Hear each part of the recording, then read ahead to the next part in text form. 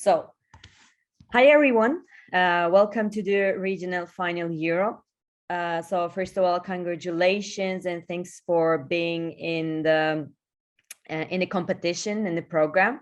I know it's not an easy path, but again, so congratulations for all of you for making it to here.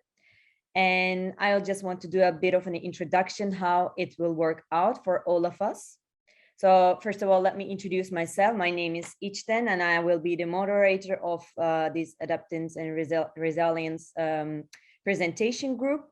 I'm a national lead of Turkey for more than maybe 6 years. I'm professional in management consultancy, but I'm also supporting the Turkish startups to be prepared for the ClimateLaunchpad. So I'm happy to welcome you today for your pitches. So this is how we start. So I just wanted to highlight some house rules, grand rules of the presentation. So this is how I would like you to change your name, startup name and your own name. So if you already did, very good. If you didn't, please change your name. And please turn off your microphones and videos off if you're not presenting. That's very important, and thanks for taking care of that. And so we have the pitching line. So your pitch will be announced and I will start your video, which has been recorded. And if you have additional slides, and you can just show them in the Q&A. So after your presentation, you will have 3 minutes of QA session. So the jury members will ask you some questions about your pitches, and you can do your screen sharing only during your Q&A. So if you want to do your screen sharing, please let me know so I can give you the allowance. And after all the pitches have completed and Q&A sessions have completed, I will ask you to leave the room so that you will be only the moderator and the jury members stay in the Zoom meeting. And the game rules. So you have maximum 5 minutes per recorded pitch. We will watch your pitch, and then you will have 3 minutes of live Q&A with the jury. And so we will check the format compliance. And then, so during the live stream on today, we will be announcing the winners. So in each team, we have 3 winners, 1, 2, and 3. So they will have win the access to the final stage, which will be held on October 27th. And all top 24 get access to the ClimateLaunchpad Clim Accelerator. And here you go. This is the program. So we'll have the pitches starting. We'll have a break during the day, and 1 p.m. we'll have the announcement of the 24 teams. And then we have a session with Gardien de Bears and about a topic of psychological barriers for sustainable businesses. And then we'll announce the top 8 pitches. So, and then announcement of top 3. I think you already know the first teams of each team will compete from the top 8 during the top 8 pitches, and they will have a chance to win a prize as well. So I guess you already informed about it. So here are our jury members. We have 3 ladies and one handsome man. So I would ask from you guys to introduce yourself. So maybe let's start with Antonio. Hi everyone, it's a real pleasure to be here. This is Antonio Sanchez from Spain, and I'm Director of Transformation of Aguas Alicante. Aguas Alicante is a PPP company with the Veolia group and the Alicante City Council. Mm-hmm. Thank you very much. Sorry. Okay. Thank you very much, Antonio. So let's go to Emily. Hello, everyone. My name is Emily Buijst. I work in the Netherlands at the Technical University of Delft in the Innovation and Impact Center. And I'm especially focused on water management innovation and also climate adaptation innovation. Thank you, Emily. And Stephanie, please. Hi, I'm Stephanie Nagler. I work at the Austria Wirtschaftsservice, which is the official funding bank of Austria. I work in the field of entrepreneurship and IP management. So I work a lot with startups and funding them. Okay, thank you very much. And Anna, please. Hi everyone, my name is Anna Hanscho. I'm also based in Delft at the Technical University, and I am responsible for the Yes Delft office in Rotterdam. And Yes Delft is an incubator, and we're connected to the Technical University of Delft. Okay, thank you very much for the jury members of being here and giving their time to evaluate the pitches. That's very welcome. And so we have jury members who are very expertise in their topics. So thank you again for being here. So here's a pitching order.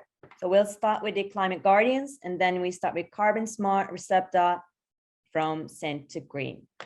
So good luck. And let's start. And okay, so I guess that would work out. So let's see.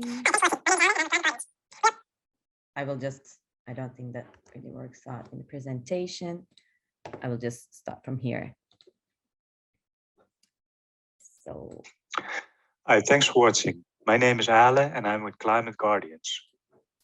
We are pioneering gaming for good. Climate Guardians is the first play to preserve game in Web3. We use gamification to prevent climate change. By unifying gaming, we allow players to protect the rainforest and offset 24 million tons of CO2 until 2027. You play, and together we protect the world. We target the casual mobile gaming market, and within that market, we focus on Generation Z as our beachhead market. Generation Z has a proven willingness to support climate change, and 81% of Generation Z plays video games. We aim for 200,000 users until 2023. The main differentiator of Climate Guardians is the real-world impact players make while playing our game. Of course, the game has to be fun first, and users like to play our game for the social aspect, but we'll also provide them with educational content. We really want to engage the gaming community by educating them on the climate emergency. Moreover, we use the blockchain technology to enable them to make recurring donations to environmental projects of their choice. You can already try out our game demo by clicking this Play Now button here. Climate Guardians is a mobile resource management and multiplayer strategy game where players' actions have real-world impact on climate change. Our user research in May gave us 3 essential learnings. We need to create a substantial climate impact, and we can only retain customers if the game is fun to play. However, with free-to-play onboarding, we can attract a huge community and educate many people on climate impact and enable them to do good. Our financials are solid and based on the proven business model of free-to-play. We estimate a yearly profit of almost $400,000 from revenue from in-game purchases, skins and upgrades, in-game advertising, and fee income from our marketplace. Our climate impact is 24 million tons of CO2 until 2027. We will direct 20% of in-game sales and revenue towards climate impact projects, and players will have a social incentive to show their actual reforestation efforts on the Climate Guardians Impact Dashboard. We have a big international team. Stefan from Germany has a PhD in climate economics. Jeff is our game director. Leo from Singapore, Unity developer. Myself, Vincent, is from the Philippines. Max from Germany, our smart contract lead. Steen from the Philippines. Nicholas, Argentina, for design and UI. James is in London, Anthony, our game producer from the Philippines, Pablo from Spain, our marketing lead, and our great project manager, Josette, also from Singapore. We already have our MVP shipped, and we hope you want to get on our journey and help us gamify climate change and make a real world impact for as many gamers in Generation Z as we can impact. Thank you for listening, and more than happy to answer all your questions. Okay, did everyone hear it very well? So there were no technical issues. So thank you very much, guys, for the presentation. So I will leave the ground to the jury members. So you have 3 minutes of the Q&A. So the team is here, right? Okay. Yes, I'm here. Very well. So you want to share your screen, or you just want to do the Q&A? Yeah, I can share my screen, but it's just the same one. I can show the MVP, but maybe the Q&A is best to start with. Okay, so I start the timing. So the jury members, the stage is yours. I have a question. Because you say first that there is a part that you teach people on climate change. So which topics are exactly taught in that game? And I was also wondering, blockchain, which kind of blockchain? Because I just don't know a lot about it, but I know that there is a blockchain that is very CO2, that there's a lot of CO2 from the classic blockchain. Yeah, that's two really good questions. First, we want to really focus on educational content for reforestation projects in the Amazon. Our game is set up in the Amazon, and we really want to educate people on the reforestation or the deforestation that's actually happening there, and form partnerships with reforestation projects, which we want to educate the players in a fun way in the game. The second question we built on Silo blockchain. That is a proof of stake blockchain, and it's actually carbon negative. So we had a really big choice between blockchains, but this is a proof of stake chain and has a mobile first approach, and actually focuses on climate negative blockchain. Thank you. I have also a question talking about your market target group. So it's a usual customer who wants to play games, in this case for good. Did I understood this correctly? Yeah, what we want to do is we want to focus on Generation Z, and we want to present them with a fun to play game that is not only shooting up people, but also a positive impact game. So we target a group of between 20 and 30, and our user research showed that they actually want to do good, but there is not that many games that enable them to do good.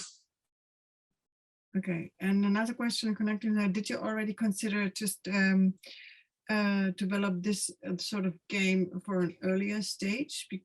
Because then this can be quite a niche market, and people want to do good, but first of all, they want to have a cool game. Yeah, we already focused on our MVP actually on the Silo ecosystem, a smaller group within our target group, who are a little bit more technical natives. So that is basically the test group that we're now testing the MVP on. Okay, thank you. I have a question. I don't hear anything about competitors. How to engage the customers?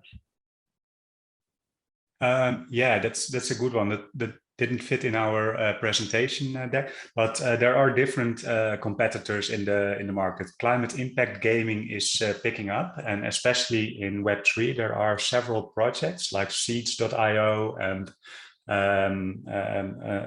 several other projects that are getting in the space. It's growing, so there is a market. So I really am happy that there are competitors, because a market without competitors is a market without demand. But yeah, I can share another slide with our competitors if you would like to. Actually, we are off the 3 minutes. So if it is very, very quick, then we can. Yes. I can share my screen quickly then.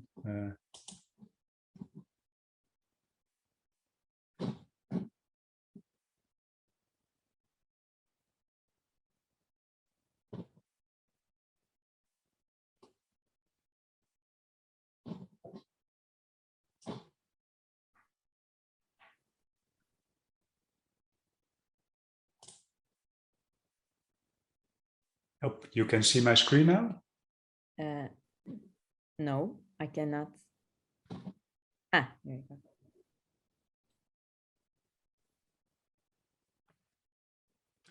Yeah, what we have learned is that the impact gaming market is really an emerging market. And there are several competitors like Green Valley, Wild Chain, Seeds, Guardians of Earth.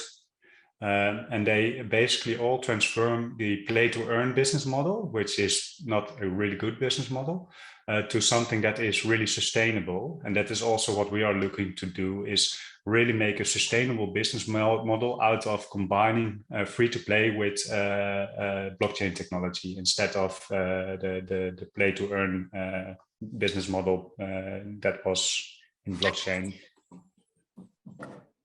Okay, so time is up. Sorry. Thank you very much, Ale. I think I pronounced it right. And thanks for presenting. So let's pass to the Carbon Smart team now. Thanks for listening. Bye. Thank you very much. So let me open to the other teams. So we have the Carbon Smarts.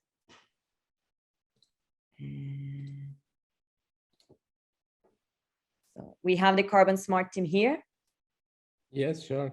Okay, very well. So I am starting your presentation now. Hello, I'm Răzvan Vâlceanu. I'm from Romania and I am a co-founder of Carbon Smart. We are a climate tech startup and we offer solutions that monitor the carbon captured in the soil. Our mission is to democratize the way these deposits are currently monetized on the voluntary carbon market. Opening data to larger number of farmers helps them to create additional income from certificates. We offer two types of subscriptions for farmers. First, for €0 per year, they can benefit of free consulting for soil carbon. They have partial access in the platform and information about the buyers. This will give us the possibility to have the sensors in the farm and to aggregate the data and monetize it towards a municipality or a corporation. And the second subscription costs €1,500 per year and includes personalized consulting, full access in the platform, certification of the carbon, and the sale of certificates. Initially, for the first years, we target farmers from Eastern Europe only. There are roughly 200,000 farmers in our beachhead market out of 12 million in total. And we plan to achieve 5% market share in 5 years for a profit of €10 million per year. The profit of the voluntary carbon market will be strongly influenced by EU with the Green Deal and the Common Agricultural Policy, having 40% of the total funding intended for combating climate effects. The main market opportunity identified is related to the very early stage of the voluntary emissions market. What we do and others don't. Soil carbon tests are done today only by sophisticated, slow and expensive laboratories. And comparatively, we have a lower price, similar results and immediate data availability. The technological innovation enables us to grow and the farmers can earn money in addition to income from the harvest. Through our real-time monitoring solution, the measurements can be easily scaled geographically, facilitating fast, accurate, and cheap tests. And even an unqualified person can obtain a high number of samples. The solution is composed of sensors and the platform, which is correlated with existing laboratory measurements and data. And the platform also facilitates the carbon certification and the trading of certificates. After meetings with farmers and soil experts, we've concluded that best customer personas are meeting the following criteria.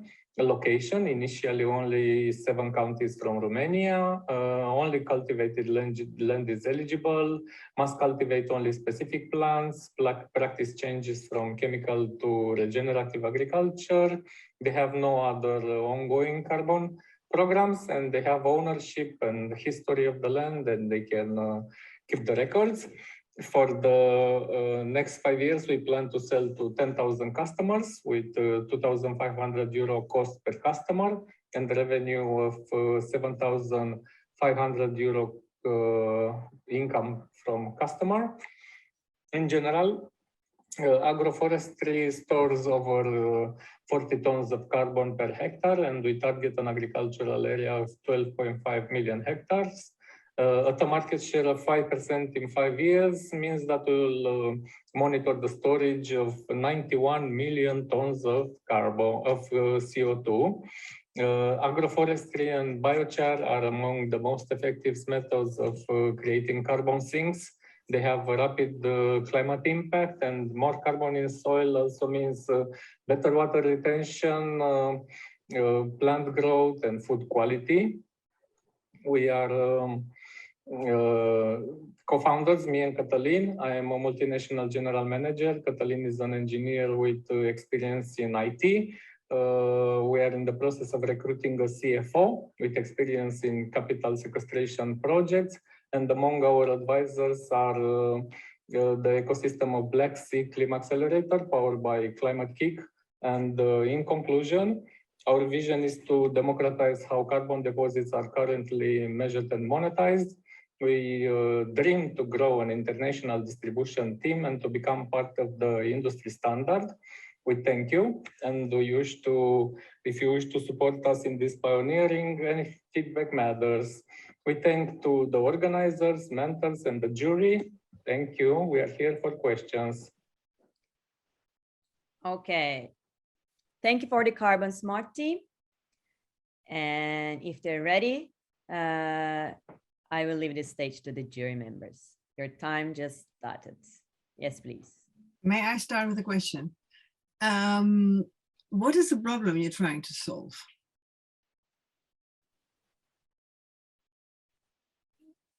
You're muted. Sorry, thank you. The main problem we are solving is fixing the monitoring of the carbon soil on the nature-based offsets, because these projects were like so difficult previously to even start to prove that you are actually contributing with an increase. So this market has auditors for measurement, report, and verification, and they are doing this now inside of a lab. So you go from a lab in the field, you take a sample, you send it back to the lab, takes a while, it's quite expensive, whereas we're just planning to install sensors into the soil, which will be permanently available to send reports. This is one main challenge. And the other challenge was like in agriculture, for instance, there are so many ways to improve the soil quality, but there's not a general solution. So any particular land has particularities, and you cannot bring something from the mountains to the field, for instance. And the third challenge was that all the carbon projects could issue certificates which are available for the global markets, and local producers usually cannot access. In a nutshell. I also have a question for you. I was wondering if you've talked to customers or farmers and how they responded to the platform that you're offering. Yes, we started with an university actually to discuss about doing our own project, and when they heard about the potential of making money, they got a bit open. Agriculture is not yet regulated in terms of emissions, and they didn't do it so far because it costs a lot. Even to start ecological agriculture, it will cost a lot. And whenever we say, look, regulation is coming, you will be forced to do it. But on the other hand, investments are coming, so you will be stimulated to do it. We find and discover from them that they are quite open because they will have the money from the carbon certificates to pay the improvements and the work and the personnel that has to do this extra work. Yeah. I have also a question. I'm a bit confused about the business model because I know there are a lot of the startups that go now in the regenerative agriculture. I think there's soil heroes and climate farmers and stuff. And your technology that you offer for the carbon measurements in the soil that are with sensors, is your business model that you give the other startups the sensors, or are you also or is it that you want to be like the whole business model is that you also provide the CO2 certificates for the farmers? Thank you, Stephanie. Very complex question, but I'll try to be on point. Firstly, there's a direct business model where we sell IoT sensors to farmers directly. They pay us a subscription. But as you very well know, being at the beginning, the market, we don't address necessarily the other startups, but as we were saying in our dream, we dream to become into the standard of the industry involved and somehow democratize what's going on inside of the labs. So we have to be cautious with this, but we have the chance, we are working on the IP now, and we have the chance that with a patent, we can be adopted by the audit companies that are now sending engineers into the field and specialized personnel. So that's another side of the business. Please. Really interesting. I studied soil physics, so I'm really interested because now the status quo is like a lot that there a lot of startups now work with, I think, geo data for satellite data or with mathematical modulation, and it doesn't work. So I just wondered how exact is your sensor method, because I've heard about like super cheap methods and then they're not as exact. This was one of the problems of the industry. That's why nature-based offsets couldn't be possible, because you cannot really prove that you ask the money on the market for these projects. And indeed, we are doing satellitary data with proximal sensors, and now we plan to put inside of the soil a sensor that is TRL3. It's patent pending. We didn't do it, otherwise that will be like, I don't know, super already achievement. But we are confident that we are doing it because we are already involved in IoT. We have experience, we have engineers that are measuring now everything related to soil improvement, but not the carbon. Okay, so I need to interrupt. So thank you very much. Thank you. Very nice discussion. Didn't feel like 3 minutes. So maybe you get contact with Stephanie in the future. I would love to. More in detail. So this is also a very good opportunity for all the startups to enlarge their networks as well. So this is very welcome. Thank you very much. So we have the Recepta team right here. Can I hear some voice? Yes, I am here. Good. Hi. Oh, happy to hear that you're here. So Ralph, I'm starting your presentation if you're ready. Sorry. So here you go.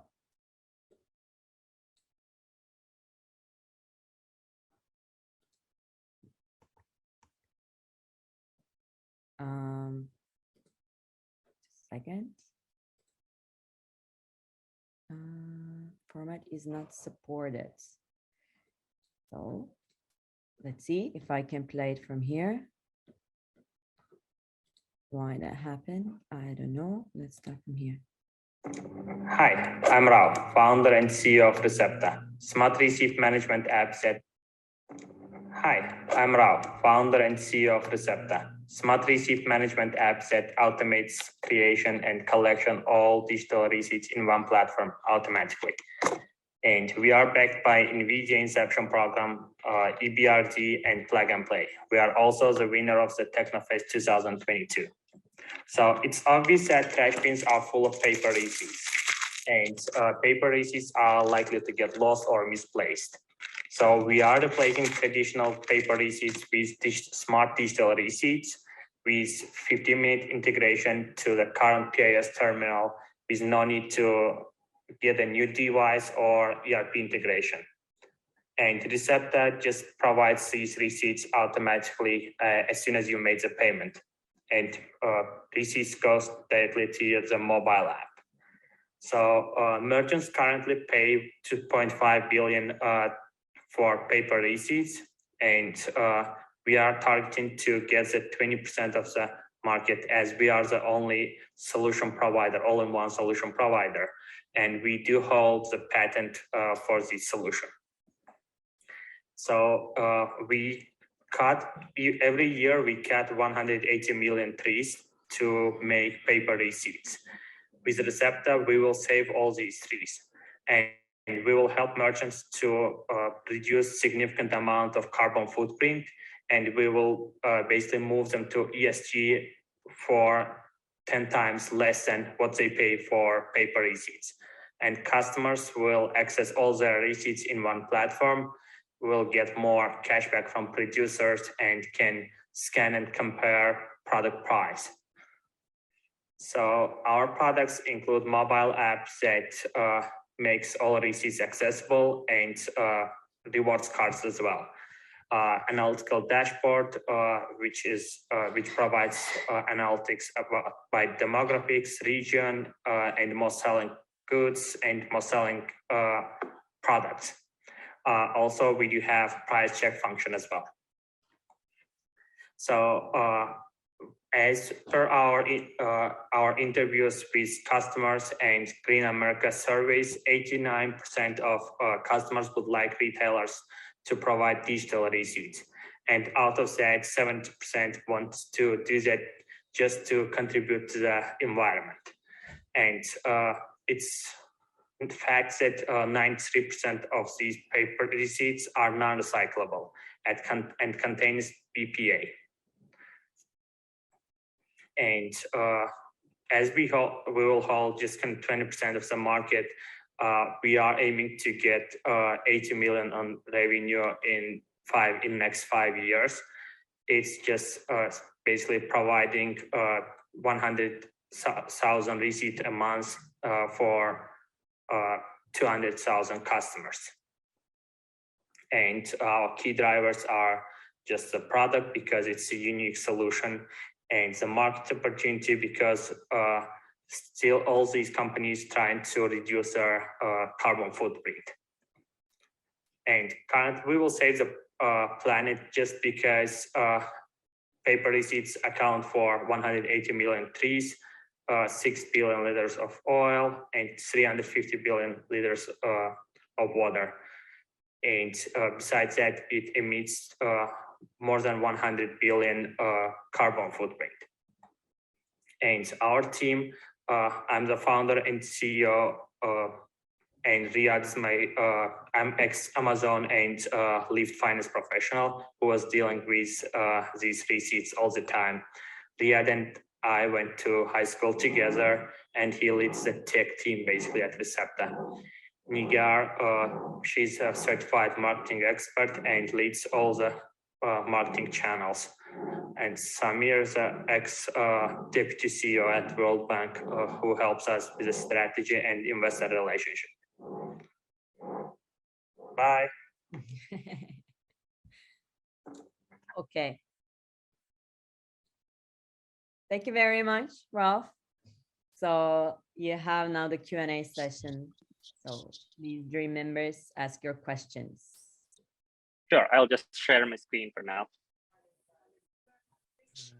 For me, wow. Just no question. It's very clear, good presentation, and very good feeling about your startup and your development. Congratulations. Thank you so much. We're really happy to hear that. I do have a question about the carbon maybe impact that storing the data of these receipts, and yeah, did you look into that? Yes, we did actually. That's only actually, it's less than 0.1% of the current usage basically. there is an alternative, basically email receipts and text receipts. They emit basically 15% of the paper receipts. But in our case, we just basically our carbon emission will be 0.1% of the current paper receipt emission. Thank you. But sorry, just to continue on that, because I had the same question, but then you're dependent on the energy sources from where your data center or whatever is, right? I mean, in terms of emissions. Yes, that's right. So basically we store all these receipts at AWS on cloud. Okay. And and the only carbon emission basically we have, it's basically the digital stuff when we send those receipts to the AWS. That's the only emission we have. Okay, but still your emissions are dependent from where your storage is and where the energy is, how the energy is produced from where you store it. So if you would be in I don't know, in Finland, then you have more than 30% natural energy in the mix. So the question is then how you measure that. Yes, that's true. We measured that based on the US basically market only. Okay, but then still you have a different energy mix there, which has an impact not just in terms of emission, but also measuring the sources of energy. That's true. Okay, so this one I missed. And actually, now another question is about your competition, because for sure you're not the only one in the market. What is your USP? Okay, so basically the closest competition we have, it's email receipts that Square, Clover, and other providers provide. But then the next day they'll start bombarding you with 15, 20 marketing emails. So, but in our case, we do not just ask for your email or basically it's here. We do not ask your email or your phone number. We just match it based on the payment card, basically the card number payment made. So for that reason, and we do own the patent for the solution in United States and in Azerbaijan. So for that reason, right now we are negotiating these with Walmart, Target, and they really love the idea, and they are waiting basically for the proof of concept, and which we are working on it. And right now we are piloting with I don't know, Zara, Starbucks, Adidas, and some other international brands locally in Azerbaijan. And we plan to start with Walmart and Target basically probably mid 2023. That's what we agreed with them to pilot at one of their stores in Texas. Okay, so if you have a very short question, we can go for it. Otherwise, we are up to time. No? So thank you, Ralph, thank you, Recepta team. So thank you so much. Thank you very much. So now the last speech we have from Send to Green. Do we have the team in here? Yes, we hear. Okay. Yes. So let's start. So I'm starting your presentation. Here you go. You know that each year we're losing 10 million hectares of forest because of agriculture to feed an ever-growing population. And do you know that on the other hand, aridification of soil and desertification impact 13 million hectares, mainly because of climate change. Hi, my name is Ben. We are Send to Green, and we're here to cultivate deserts.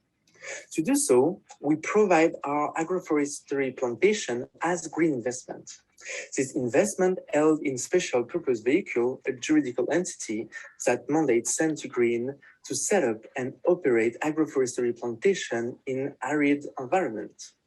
Those plantations generate revenue thanks to food and biofuel production, as well as carbon credits. The profits are redistributed to the SPV and to Send to Green. This model is the one used by renewable energy to face a situation with high capex and low operating expenses. Our beachhead market is the regenerative agricultural investment market. And because of the growing awareness and consequences of global warming, and because agriculture is one of the major sectors on which we can have an impact according to the IPCC, the global regenerative agriculture market is projected to accomplish significant growth. Our regenerative investment generate 1.3 to 1.6 times more yield than monoculture plantations. The impact generated, such as biodiversity increase, soil regeneration, food resilience, as well as social welfare, allow us to sell our carbon credits at a much higher price. But you must wonder how we transform arid lands to arable lands. Our solution is divided into 3 bricks. The first one, a unique agroforestry model, which is a result of 4 years of R&D and collaboration with scientists across the globe, from CGR to CIRAD. Our patented model not only integrates satellite analysis and the best combination of trees, but also modelize profits and needs for our plantation, as well as the carbon capture. Our second brick, small-scale desalination units with brine management, are bringing water to our plantation. And those 2 bricks feed the third one, which is our agroforestry plantation that not only produce food and biofuel, but also capture carbon to issue certificates. After 4 years of experimentation, we not only managed to grow trees in desert and produce food, but we also succeeded into improving our soil. We conducted more than 200 interviews among our upstream and downstream customers to have their insights.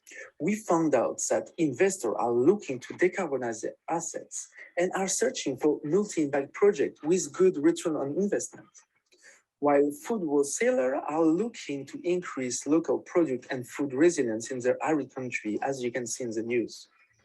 CO2 emitters must comply with COP21 legislation and are looking for more carbon credits to compensate their emission by 2030. Finally, biofuel producers have to increase their production without doing deforestation, neither competition to arable lands. Our green investment project represented here as a 20 hectares agroforestry plantation generates significant revenue with only 1% market share, with more than 6.5 million profit per year. The key drivers to increase this revenue are the size of the plantation, our market share, as well as the time before investors buy a new plantation. We have an impact on climate because we absorb CO2 more than any other agricultural system. But we also have an impact on biodiversity, as our plantation and agricultural system is the one that brings more diversity in terms of species. We bring life back to and biodiversity back into arid lands. And finally, we also have a positive impact on water, as we do not use fresh water from the aquifer, but we produce fresh water from an undesired resource. Our team is composed of smart and ambitious women and men from various different countries, and some of them have already reforested more than 1,500 hectares in desert. And the team is dedicated to feed the growing population with a sustainable food and biofuel production system. Thank you. Okay, thank you, Centigreen team. So thank you very much for the presentation. If you're ready, I can start the time and the jury can ask the questions. Yeah, we're ready. This is pretty tough to hear you self-presenting. This is not an easy. And not tolerate your voice and yeah. of stuff, right? So, okay, thank you, Benjamin. And we have Vizal here as well. So the jury members, please ask your questions. Thank you for your presentation. How about your competitors? We have few competitors, so mainly located in Israel. They're really good at greening desert. Some of them are also in China. And we have 2 main competitors, I would say, in Morocco, but they're not really competitors. We are working with them. We are collaborating together to create bigger plantation with some synergies. So I would say desert represents 1/3 of the surface on Earth, and there is some space for competitors.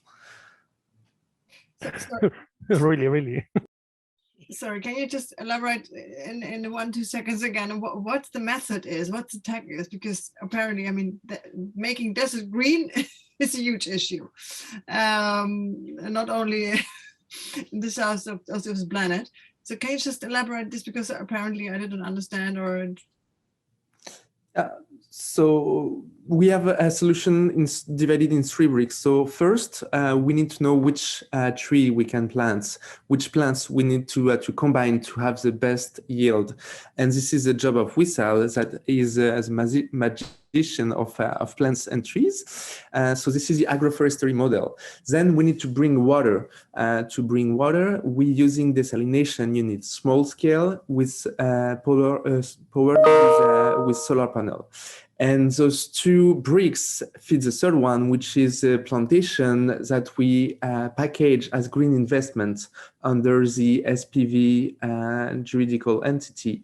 And so it allows us to manage the high capex and low operative expenses. Is that more clear? I think so, yes, thanks. So this is kind of creating oasis in deserts. Wissal is an expert in oasis, and it has a lot of impact. Wissal, do you want to give maybe some short impact? Yes, I just want to add that the system is the water that we use to irrigate all this, because the water is a very important resources when it comes to desert, is a water that, as Benjamin said, that we're not getting from the aquifer. So basically, we're not using fresh water that would be used for agriculture or other mean.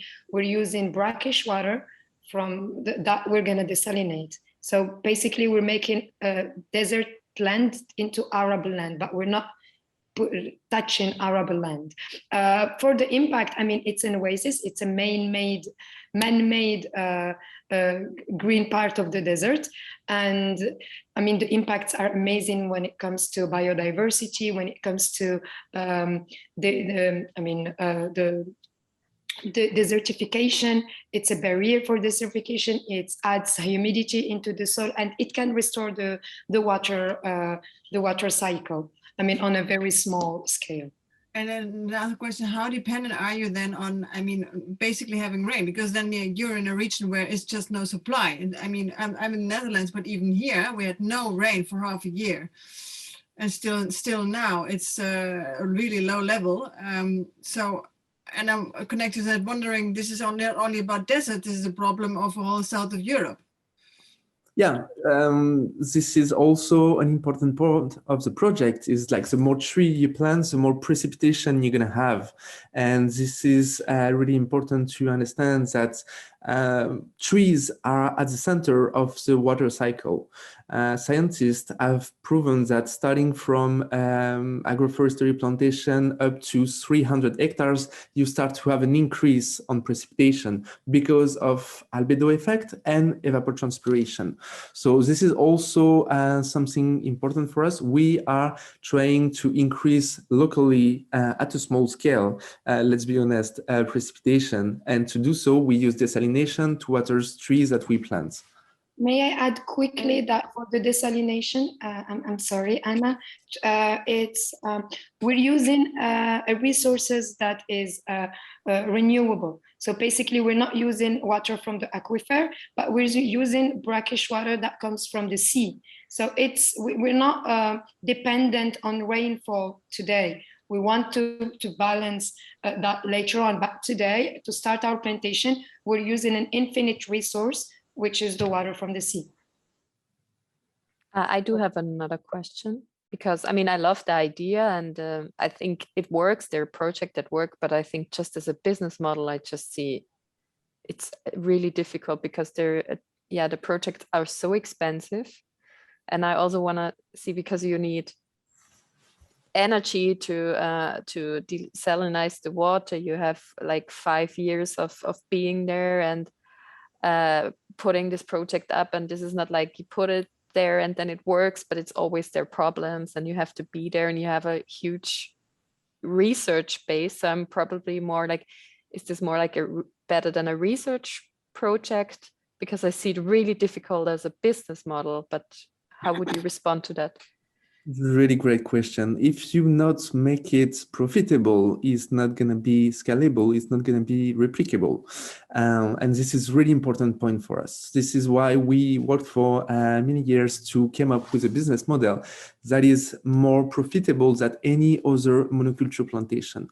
So not only we compensate the price of the desalination by the carbon credits that we can sell at a much higher price, and that we can do because we're doing reforestation. Otherwise, you cannot do carbon credits.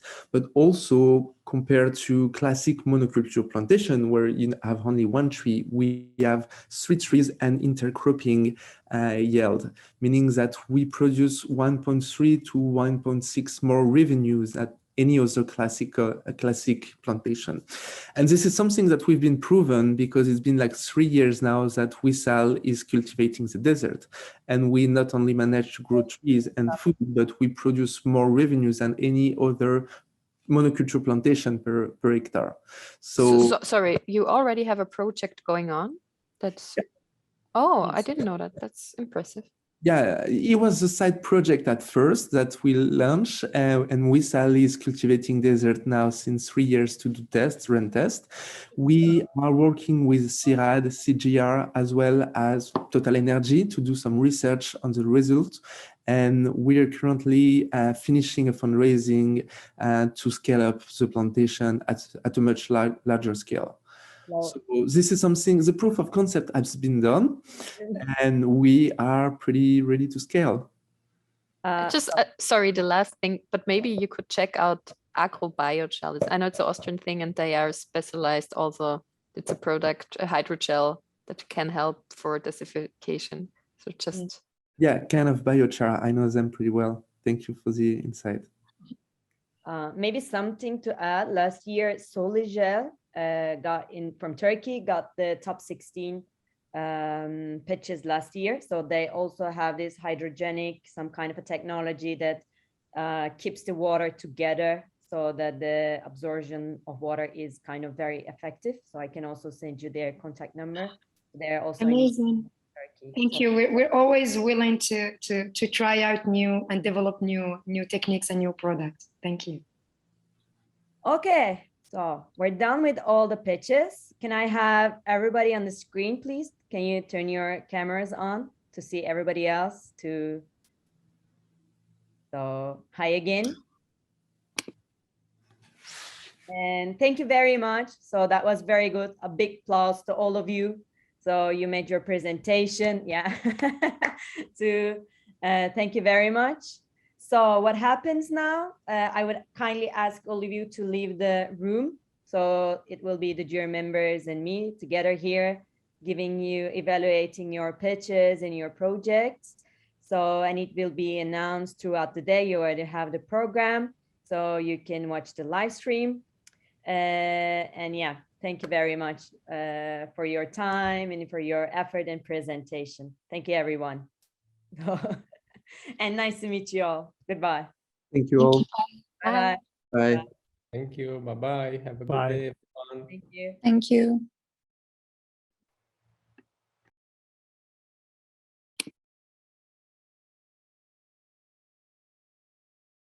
We have what here?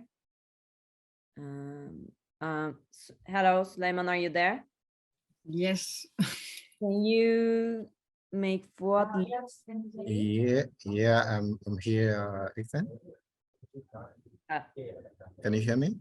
Yeah. Stephanie left, but I think she's you can follow her back, I guess, right? Oops.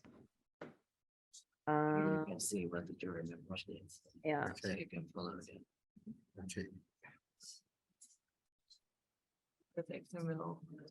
Okay. In the end, I need number 1, 2, 3, and 4. Right. Someone needs to make it work.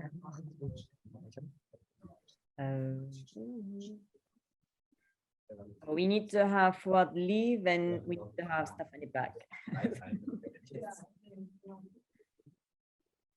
You have your links to your scorecards, right? So shall I give you around like 20 minutes? Is it enough to evaluate the teams? So it's around now 11 a.m., right? In your time. So let's meet at 20 minutes later. Okay. Just one short question, because my experience with this sort of pitches, so we are now going, so we are now doing our homework, and then we get back. But is it perhaps also an idea that we do it now together collectively? Because usually this works also pretty well.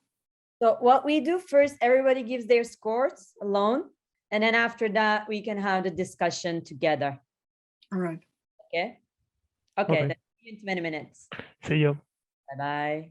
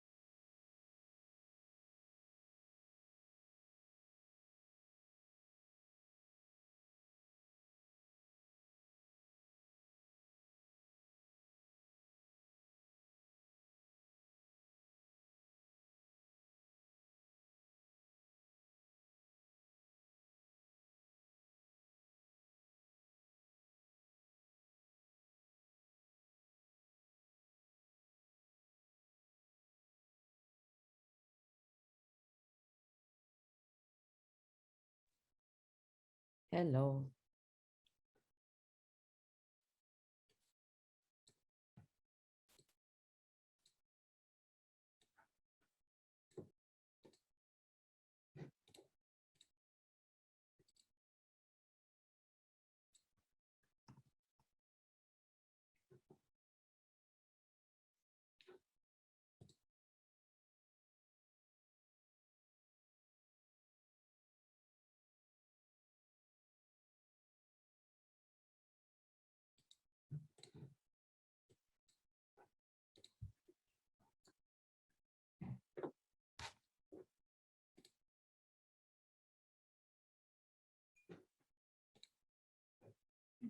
Hi.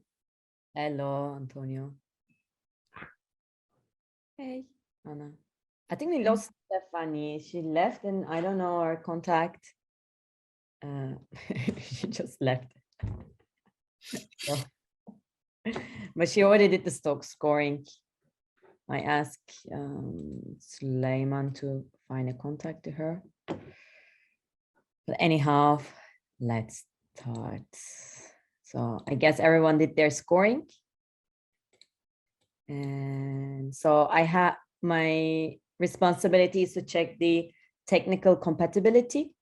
So if there are any mismatches with what ClimateLaunchpad's guidelines say, so for example, like this one, if there is no proper deal slide, market slide, customer value proposition, and so on.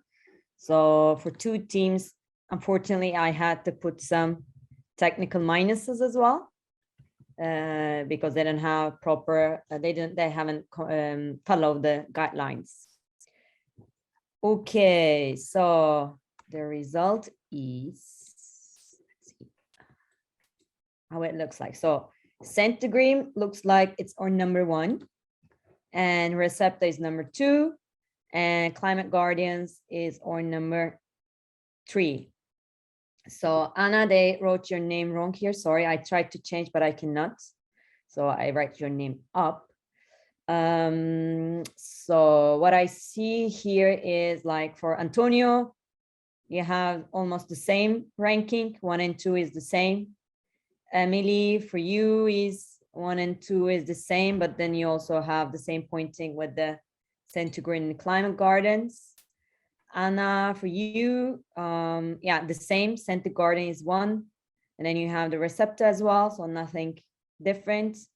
Stephanie has a difference, so she said the carbon is the 1, and Climate Guardian is the 2nd and the 3rd one, and the centigrade is the last one. So I don't know, she's not here. So do you have anything? I think like you all have the 1st and the 2nd the same, I guess, right? So do you have anything to discuss or add?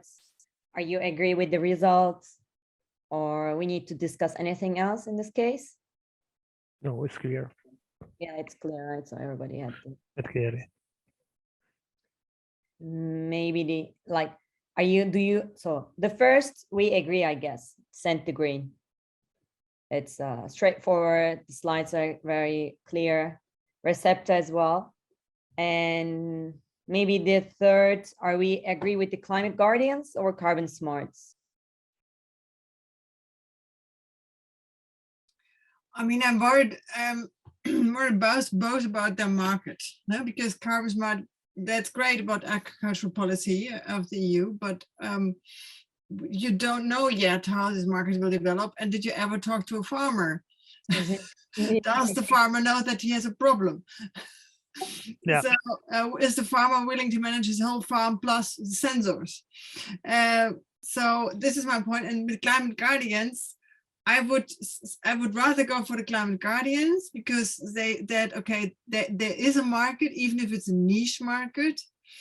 And I think I have really doubts on how they want to market it, because no one wants to be educated. Everyone wants to play and to enjoy. So this is the next stage. And I think I'm sure they will find out. But my biggest concern about Carbon Smart is that did not, at least this was not what we heard, they ever talk to a potential customer. Mm-hmm. Yeah, exactly. So for example, I have a friend who lives in Holland, and he already developed some kind of not similar, but also a game regarding the climate change, and is in contact with the sustainability departments of the companies, for example. So it's just like the companies are willing to make their employees to play those kind of games, not personally willing to play, but also kind of sustainable departments of companies also willing to buy those kind of plays as well. So there already some kind of market is growing. And if you look at Carbon Smart, there are also a lot of sensors around, many competitors, a lot around the markets. Yeah, exactly. So Emily, Antonio, do you have anything to add? Totally agree with you. For me, climate variance is a technology looking for a problem. However, I do agree that it's the third place, and then Carbon Smart, the last. And for me, with Send to Green, I had like super high scores, and also a bit lower, because I was wondering like how scalable is it, but I do see like also a lot of value in it. So yeah, I'm glad that it comes out as the first one. Okay, I guess that's it. Thank you very much for your time. So, I mean, it was a bit quick as well. And nice to meet you all, guys. And it was a pleasure for me to run a session with you. Thanks for your time, and hope to see you in the finals as well. So Thank you. Thank you very much. Bye. See you. Have a nice day. Thank you. Bye.